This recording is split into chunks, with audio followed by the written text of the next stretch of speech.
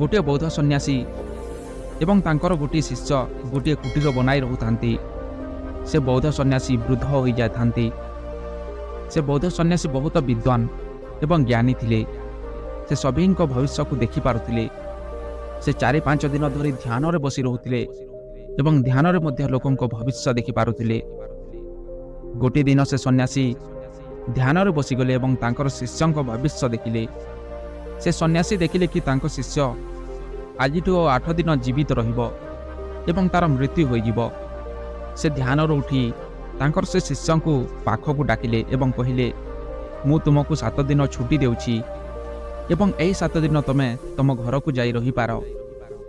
ସେ ଶିଷ୍ୟ ଖୁସି ହୋଇ କହିଲା, କଥାଟି ସତ ଅଟେ ଗୁରୁବର। ସେ ସନ୍ନ୍ୟାସୀ କହିଲେ, ହଁ, କଥାଟି ସତ୍ୟ ଅଟେ। ସେ ଶିଷ୍ୟ ହସିକି କହିଲା କି ମୋର ବି ମନ ଲାଗୁଥିଲା କି ମୁଁ ବି ଘରକୁ ଯାଇ ବୁଲି ଆସନ୍ତି ଥରୁଟେ। ସନ୍ନ୍ୟାସୀ କହିଲେ, ଠିକ୍ ଅଛି, ଏବେ ତୁମେ ଯାଇପାର, କିନ୍ତୁ ମନେ ରଖ 8 ନମ୍ବର ଦିନ ସନ୍ଧ୍ୟାରେ ତୁମେ ଏଠିକି ଚାଲି ଆସିବ। ସେ ଶିଷ୍ୟ କହିଲା, ଠିକ୍ ଅଛି ଗୁରୁବର, ମୁଁ ଚାଲି ଆସିବି, କିନ୍ତୁ ଆପଣ ନିଜର ଯତ୍ନ ନେଉଥିବେ। ଆପଣ ବୃଦ୍ଧ ହୋଇଯାଇଛନ୍ତି। ଆଶ୍ରମର ସବୁ କାମ ମୁଁ ଆସିଲେ କରିବି, ଆପଣ ବିଶ୍ରାମ ନେବେ।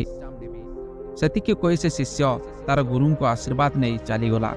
ସେ ଶିଷ୍ୟର ଗାଁକୁ ଯିବା ରାସ୍ତାରେ ଗୋଟିଏ ନଦୀଟିଏ ପଡ଼େ।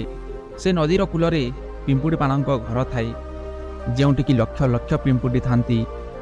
ସେମାନଙ୍କ ମଧ୍ୟରୁ କିଛି ପିମ୍ପୁଡ଼ି ତାଙ୍କ ଘର ଗାତ ଭିତରକୁ ଯାଉଥାନ୍ତି ଏବଂ କିଛି ବାହାରକୁ ଆସୁଥାନ୍ତି।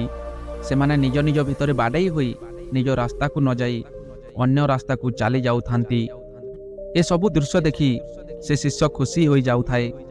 କିଛି ସମୟ ସେଠି ରହି ସେ ପିମ୍ପୁଡ଼ିମାନଙ୍କୁ ଦେଖୁଥାଏ ଏବଂ ଅକସ୍ମାତ୍ ତାର ଧ୍ୟାନ ନଦୀରେ ପଡ଼ିଲା। ସେ ଦେଖିଲା କି ନଦୀର ପାଣି ଧୀରେ ଧୀରେ ବଢ଼ିବାକୁ ଲାଗୁଛି।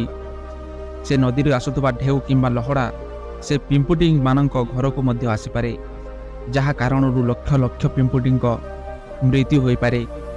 ସେ ଏହା ଦେଖି ନିଜ କପଡ଼ାକୁ ଉତାରି କିଛି ମାଟି ଆଣି ପିମ୍ପୁଡ଼ିଙ୍କ ଘର ଚାରିପଟେ ଦେଇଦେଲା ଏବଂ ସେ ପିମ୍ପୁଡ଼ିଙ୍କ ଘରକୁ ପାଣି ନ ଆସିବା ପାଇଁ ଗୋଟିଏ ଏମିତି ଗାତ କଲା କି ସେ ଗାତରେ ପାଣି ପଶି ଅନ୍ୟ ବାଟ ଦେଇ ପୁଣି ନଦୀକୁ ଚାଲିଯିବ।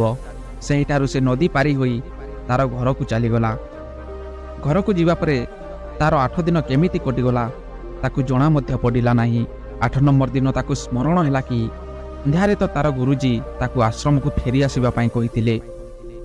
ସେ ଶିଷ୍ୟ ସେତେବେଳେ ହିଁ ଆଶ୍ରମକୁ ଯିବା ପାଇଁ ତାର ସବୁ ଜିନିଷ ରଖିଦେଇ ସେ ସନ୍ଧ୍ୟା ହେବା ପୂର୍ବରୁ ଆଶ୍ରମକୁ ଯିବା ପାଇଁ ବାହାରି ପଡ଼ିଲା। ବାଟରେ ରାତି ହୋଇଗଲା। ସେ ଗୋଟିଏ ଗାଁରେ ବିଶ୍ରାମ ପାଇଁ ରହିଗଲା। ସକାଳୁ ସେ ସନ୍ନ୍ୟାସୀ ଆଶ୍ରମରେ ବସି ଭାବୁଥାନ୍ତି କି ଆଜି ତ 9 ନମ୍ବର ଦିନ, ମୋର ଶିଷ୍ୟର ତ କାଲି ମୃତ୍ୟୁ ହୋଇଯାଇଥିବ। ମୁଁ ତାକୁ ଶେଷ ସମୟରେ ବି ଦେଖିପାରିଲି ନାହିଁ। ଦୁଃଖରେ ଏସବୁ କଥା ଭାବୁଥାନ୍ତି କି ତାଙ୍କୁ ଦୂରରୁ ଗୋଟିଏ ବ୍ୟକ୍ତିଟି ଆସିବାର ଦିଶିଲା।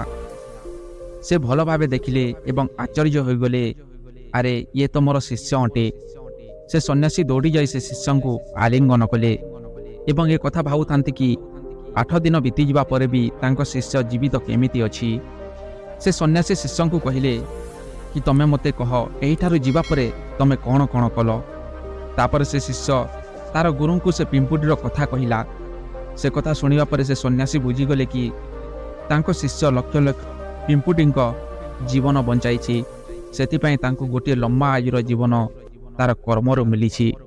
ସେ କଥା କହିବା ପରେ ଗୁରୁଙ୍କ ମୁଖରୁ ସେମିତି ବାହାରିଗଲା କି କର୍ମ ଫେରିକି ନିଶ୍ଚୟ ଆସିଥାଏ। ଶିଷ୍ୟ ତାର ଗୁରୁଙ୍କ ଏପରି ବ୍ୟବହାରରେ ଆଚମ୍ବିତ ଥିଲା ଏବଂ ସେ ଗୁରୁଙ୍କୁ କିଛି ପ୍ରଶ୍ନ ନ କରି ଆଶ୍ରମର କାମରେ ଲାଗିଗଲା। ଯଦି ଆମେ ଆମ ଜୀବନକୁ ହସ ଖୁସିରେ ଭରିବାକୁ ଚାହିଁବା ତ କର୍ମକୁ ଭଲ କରିବାକୁ ପଡ଼ିବ। ଏ କାହାଣୀର ମାନେ ଏହା ନୁହେଁ ଯେ ଭଲ କର୍ମ ଆମ ଜୀବନକୁ ଲମ୍ବା କରିବ, କିନ୍ତୁ ହଁ, ଭଲ କର୍ମ ଆମ ଜୀବନରେ ଆସୁଥିବା ଦୁଃଖ ଖରାପ ସମୟକୁ ସୁଖରେ ପରିଣତ କରିପାରିବ। କର୍ମର ଗୋଟିଏ ଏମିତି ଗୁଣ ଅଛି କି ଆମେ ଯାହା କିଛି ବି କରୁ ତାର ବେଶୀ ଗୁଣା ଅଧିକ ଫେରିକି ଆମ ପାଖକୁ ଆସେ। ତାହା ଭଲ କର୍ମ ହେଉ ବା ଖରାପ କର୍ମ ହେଉ, ଦୁହେଁ ହିଁ ଅଧିକ ଗୁଣା ହୋଇ ଆମ ପାଖକୁ ଆସେ। ଭଲ କର୍ମ କରିବାରେ ଏହା ଜରୁରୀ ନୁହେଁ କି ଆମ ପାଖରେ ଟଙ୍କା ଥିବା ଦରକାର ଏବଂ କାହାର ଜୀବନ ବଞ୍ଚାଇବା ଖାଲି ଭଲ କର୍ମ ନୁହେଁ। କୌଣସି ଗୋଟିଏ ଅସହାୟ ବ୍ୟକ୍ତିର ସାହାଯ୍ୟ କରିବା ବି ଭଲ କର୍ମ ଅଟେ। କୌଣସି ଗୋଟିଏ ଭୋକିଲା କୁକୁରକୁ ମୁଠେ ଭୋଜନ ଦେବା ବି ଭଲ କର୍ମ ଅଟେ। ନିଜ ଘରରେ ଲକ୍ଷ ଲକ୍ଷ ଜୀବଜନ୍ତୁ ପିମ୍ପୁଡ଼ି ପୋକର ମୃତ୍ୟୁ ହୋଇଛି, ତାଙ୍କୁ ବଞ୍ଚାଇବା ବି ଭଲ କର୍ମ ଅଟେ।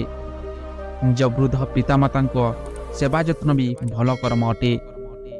ଯେମିତି ଖରାପ କର୍ମ କରିବା ପରେ ଆମକୁ ଦୁଃଖ ହୁଏ, ସେମିତି ଭଲ କର୍ମ କରିଲେ ଆମକୁ ଆନନ୍ଦ ପ୍ରାପ୍ତି ହୁଏ ଏବଂ ଖୁସିର ଅନୁଭବ ହୁଏ।